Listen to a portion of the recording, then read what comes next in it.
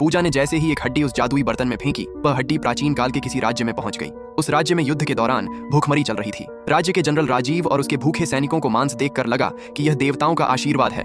राजीव ने देवताओं को धन्यवाद देने के लिए एक पत्र लिखकर उसी बर्तन में डाल दिया। दूसरी तरफ लड़की को कुछ समझ नहीं आया कि चीजें कहाँ गायब हो रही हैं, इसलिए उसने और भी स्नैक्स और खाना उस जादुई बर्तन में डाल दिया। उधर सैनिक खुशी से झूम उठे क्योंकि उन्हें बहुत समय बाद अच्छा भोजन मिला था। पूजा ने देखा कि वो खाना गायब हो रहा है।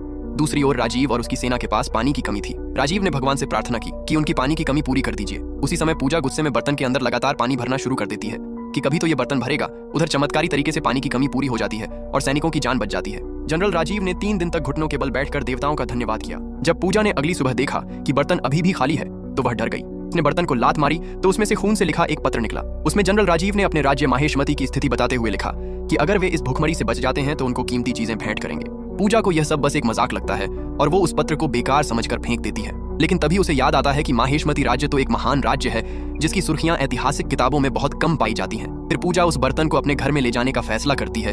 वे उस जादुई बर्तन को घर में लाती है और उसमें उसके घर का सारा अनाज खाना डाल देती है। आटा और अनाज देखकर राजीव और उसके साथी बहुत खुश हो जाते हैं और उसका धन्यवाद करने का फैसला करते हैं। वे उसमें सोना, चांदी और सफेद जेड़, जो कि सबसे कीमती खजानों में से एक थी, उसी बर्तन के जरिए पूजा को भेज देते हैं। लेकिन पूजा को विश्वास नहीं होता, उसे यह सब नकली लगता है। फिर वो निश्चय करती है कि वो ये सब अपने अकल, जो कि एंटीक एक्सपर्ट होते हैं, उनके पास ले जाएगी। आगे क्या हुआ जानने के लिए कमेंट करें, इस फोटो के लिए लाइक करें।